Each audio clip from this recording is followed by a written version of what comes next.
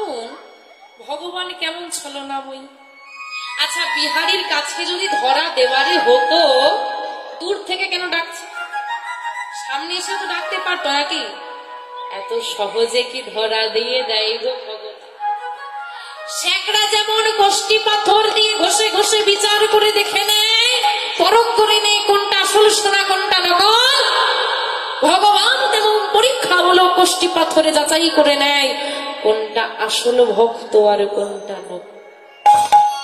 বিহারী কৃষ্ণের কাছে যেতে চাইছে, কিন্তু এতই অনেকদিন খাওয়া নেই, কৃষ্ণা গলা শুকনো হয়ে গেছে, চলতে পারছে না, উঠতে পারছে না, ওই দূর থেকে হাতটা বাড়িয়ে দিয়েছে। কৃষ্ণ অচৈতন্য হয়ে গেল বিহার। ভগবান দূর থেকে দাঁড়িয়ে দেখছে, বিহারী দেহটা নড়ছে না, বিহারী আর কথা বলছে না, বিহারী আর চোখ মিলে তাকাচ্ছে না। ওমা, অচৈতন্য মানে বোঝেন? অচৈতন্য মানে কি? বিহারী অচৈতন্য হয়ে গেছে। অচৈতন্য মানে হ্যাঁ, জ্ঞান হারা, যেটাকে আমরা অজ্ঞান বলি। ভগবান বলছে, কি হলো বিহারী? না না, দূরে থাকলে হবে না, এবার কাছে যেতে হবে। ভগবান কি করেছে জানো? এখন কৃষ্ণকে তো চিনে ফেলেছে, কৃষ্ণ তো স্বয়ং পেশে দেখা দিয়ে দিয়েছে না, চিনে ফেলেছে। এখন এইভাবে যদি যাই ধরা পড়ে যাব। দইওয়ালা সেজে ফেলেছে, মাথায় পাগড়ি বেঁধে, কাঁধে একটা দইয়ের ভাঁড় নিয়েছে, আর বিহারীর মতো ছোট্ট বাচ্চা ছেলে সেজে ধুতি পরে ওই দই নিয়ে যাচ্ছে। দই নিয়ে যেতে যেতে বিহারীর কাছে এসে বলছে, ও ভাই। চোখটাও খুলছে না, ঘুমিয়ে গেল। তা একবার গায়ে হাত দিয়ে ডাকি, হ্যাঁ, স্পর্শ করেছে ভগবান। ও বলি, দই কি নেবে? আপনি আমি স্পর্শ করাটা আলাদা, আর ভগবানের স্পর্শ সারা দেহ কেঁপে উঠেছে বিহারীকে। কে তুমি? আরে আমি দই আলা, ভয় পেও না। তুমি কি দই নেবে? কেন নেবে না? কেন গো? কি করে নেব বলো? আমার কাছে তো করি নেই। দই নেব, বিনিময় কি দেব তোমার? শোনো, তোমার না মুখটা ভারী শুকনো লাগছে, সত্যি করে বলো তো, তুমি কিছু খেয়েছো? না গো, আমার কিছু সেবা হয়। এই না, আমার দইটা তুমি নাও। আমার কাছে করি নেই। দিতে হবে না, এমনি নাও। না, আমি নেব না গো, আমি নেব না। কিছু দিতে যখন পারবো না, নেব কি করে তোমার থেকে? তোমার কাছে ঋণী হয়ে যাব না? আহা, ছোট্ট ছেলেটার বিচার বুদ্ধি দেখেন, ঋণী হয়ে যাব না। তুমি বড্ড বেশি ভাবো। আচ্ছা যাই হোক, আজকে প্রচন্ড রোদ বলো। হ্যাঁ। ও কৃষ্ণ নাম রাখে গর্গ ভেরিতে জানিয়া, গর্গমণি রেখেছিলেন। তো ওনাকে যখন যশোমতী মা জিজ্ঞেস করলেন কি নাম রাখবো, উনি জিজ্ঞেস করেছিলেন আমি কি নাম রাখবো? যে নামেই ডাকি না কেন, সে নামেই তিনি সন্তুষ্ট। প্রধানত আমি ভাবুন, আপনাকে যদি বলি এই চোর শোন, ভালো লাগবে? ভালো লাগবে কি লোকজনের সঙ্গে ডাকলে? তো ব্রজগোপীরা বলতে, এই ননি চোর শোন। আর না মাখন চোরা কি যায়, চোরের জয়, মানে চোরেরও নাম ডাক আছে। তাও যে নামেই ডাকবে আমি সেই নামেই সন্তুষ্ট, তুমি শুধু ডাকো। তিনি বলছেন, তোমার নাম কি ভাই? না, আমার নাম নন্দদোলা। ও ভাই, তোমার বাবার নাম কি গো? বিহারীর পিতার নাম কি?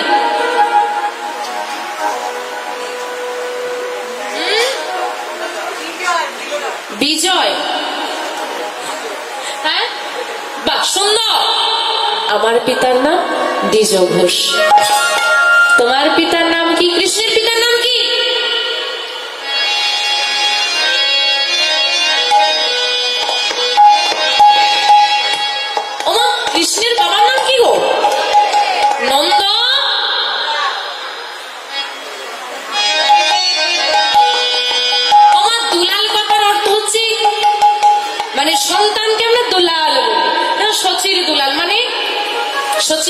সন্তান। নন্দের দুলাল হচ্ছে কৃষ্ণ, নন্দ দুলাল নয়, নন্দ ঘোষ। তাহলে তোমার পিতার নাম কি? নন্দ ঘোষ। সে কি গো, তোমার নাম বিহারী লাল, আমার নাম নন্দ দুলাল, তোমার পিতার নাম দ্বিজ ঘোষ, আমার পিতার নাম নন্দ ঘোষ, তুমিও ঘোষেদের আমিও ঘোষেদের, তুমিও গোয়ালা আর আমিও গোয়ালা। তা মিল আছে না নেই গো? তা এত যখন মিল, তুমি কি আমার বন্ধু হবে? বিহারী বৃন্দাবনে কেন এসেছে? কৃষ্ণের বন্ধু হবে বলে আজকে ভগবান স্বয়ং বলছে তুমি আমার বন্ধু হবে। ধরা না দিয়েও ধরা দেওয়া যায় গো, কেন হব না? তাহলে আজ থেকে বিহারী লাল নন্দদুলাল বন্ধু। তা অচেনা ব্যক্তি জিনিস না হয় খাবে না, কিন্তু বন্ধুত্বের খাতিরে তো একটু খেতে পারে। এবার দইটা খাবে। বিহারী সেবা করলো ভগবানের দেওয়া দই। আগেই বলেছি মায়া বলে জলাশয় সৃষ্টি করা আছে, সেই জলাশয় থেকে জল পান করে বিহারী সুস্থ হলো। বিহারীকে এবার বলছে, নতুন যখন এসেছো ভাই, কেন এসেছো? কোথায় যাবে? আমি বৃন্দাবনে যাব। কোথায় যাবে? বৃন্দাবন। ঠিক করে বলো কোথায় যাবে? আরে বাবা, বৃন্দাবনে যাব। ও বন্ধু, আর কোথাও যাওয়া লাগবে না, এটাই তো সুধাম বৃন্দাবন, এটাই গৌর হরি হরি হরি।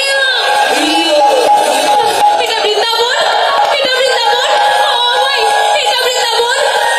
আমি বৃন্দাবনে এসে গেছি। আমি, ও ভাই, এই বৃন্দাবনে কৃষ্ণের বাড়িটা কোথায় একটু বলে দাও না, আমি কৃষ্ণের কাছে যাব। ভগবান মনে মনে হাসছে আর বলছে, বিহারী দেখ তোর কাছে দাঁড়িয়ে আছে।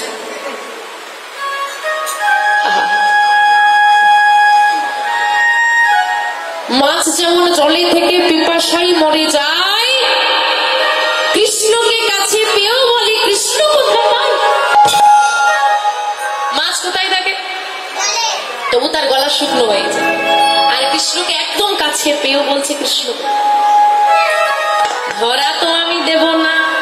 কৃষ্ণের বাড়ি যাবে, চলো আমি নিয়ে যাচ্ছি। এবার ঘটনাটা মন দিয়ে শুনুন। যদি কেউ বৃন্দাবনে যান, আমি যে মাধবের ঘটনাটা এখন বলছি, এই মাধবকেই আপনি দর্শন করুন। যার কথা আজকে আমি বলছি, এখনো ওই মাধবই আছে, এখনো পর্যন্ত আপনি গেলে তাকে দর্শন করতে পারবেন। যাকে আপনি বাঁকে বিহারী নামে চিনেন, সেই মাধবের কথা আজ চলছে। তো বিহারী হাতে ধরে ওই নন্দদুলাল নিয়ে গেল কোথায়, যেটা আপনি বাঁকে বিহারীর মন্দির নামে চেনেন। ওই মন্দিরটা তখনকার দিনে রাধা মাধবের মন্দির। আর ওই মন্দিরের পাশে একটা ছোট্ট বাড়ি ছিল, যে বাড়িতে বসবাস করত মন্দিরের সেবাই। সেবাইর মানে বোঝেন? মন্দিরের একজন সেবাই থাকে, মানে যিনি তাকে প্রতিদিন সেবা দেন। তো সেবার কাজ করতে হলে কাছাকাছি থাকতে হবে না, ছিলেন। দূর থেকে দেখিয়ে দিল, ওই যে বাড়িটা দেখতে পাচ্ছ, ওটা কৃষ্ণের বাড়ি, চলে যাও। কাণ্ডটা দেখো, ওটা কৃষ্ণের বাড়ি, চলে যাও, কৃষ্ণ বলে দিচ্ছে। চলে গেল বিহারী। এদিকে নন্দদুলাল বিদায় নিয়েছে। এইবার বিহারী গিয়ে চিৎকার জুড়েছে, কৃষ্ণ কৃষ্ণ, বেরিয়ে আয় ঘর থেকে, কৃষ্ণ। এখন কৃষ্ণ থাকলে তো বেরো। অনেকক্ষণ যখন চিৎকার করছে, সেবাই ঠাকুর বেরিয়ে এসে যায়, কে রে চিৎকার করছিস কেন, কাকে চাই? কৃষ্ণ বাড়িতে আছে, একটু ডেকে দাও তো। কৃষ্ণ? কে কৃষ্ণ? তুমি কৃষ্ণকে চেনো না? আরে বাবা, যে কৃষ্ণের নবলক্ষ ধেনু 24 জন সখা, আমি সেই কৃষ্ণের বন্ধু হব বলে ঘর ছেড়ে, মাকে ছেড়ে চলে এসেছি সেই কৃষ্ণকে দেখ। সেবাই ঠাকুর অবাক হয়ে তাকিয়ে আছে। এতটুকু ছেলে আমার মন্দিরের রাধা মাধবকে পাবে বলে ঘর ছেড়ে দিয়েছে। আহারে, এখন যদি বলে দিই যে কৃষ্ণ বলে কেউ নেই, ছেলেটার মনটা ভেঙে যায়। মনে মনে জানাচ্ছে, হে রাধা মাধব, প্রতিদিন তো তোমাকে সেবা দিই, আজ তোমার নামে একটা মিথ্যে কথা আমি বলছি, তুমি আমার অপরাধ নিও না। তবে ওই ছেলেটার ভক্তি যদি সত্যি হয়, আমার বলা মিথ্যে কথাও একদিন সত্যি হয়ে যায়। হ্যাঁ রে খোকা, এটাই কৃষ্ণের বাড়ি। তোর নাম কি রে?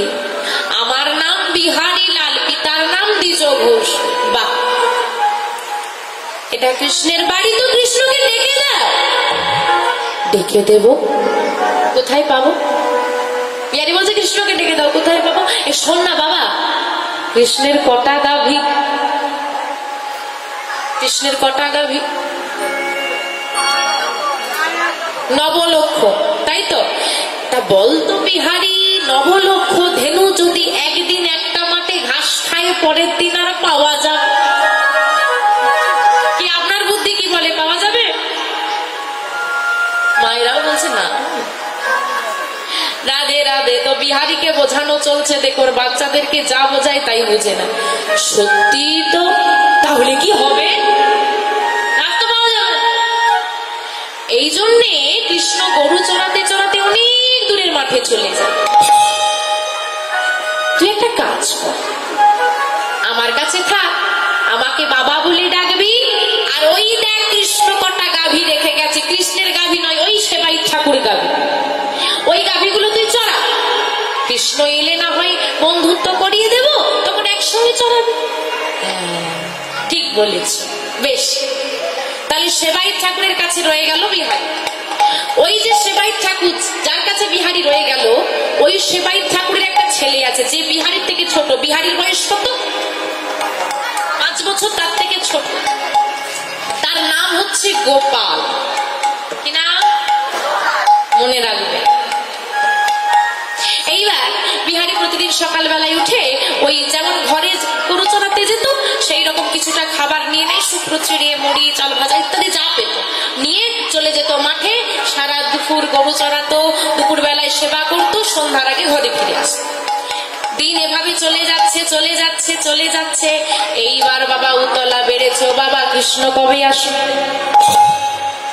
ও বাবা, কৃষ্ণ কবে আসবে? ও বাবা, কৃষ্ণ তো কাল এলো না। দিন যায় মাসে যায়, কৃষ্ণ আসে না। কৃষ্ণ বিহরে বিহারীর ঘরে মন বসে না। হরি হরি হরি হরি।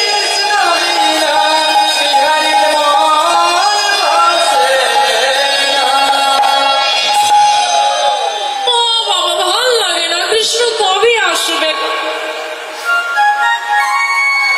মনের এই উতলা। একদিন হয়েছে কি মা, একাদশীর দিন।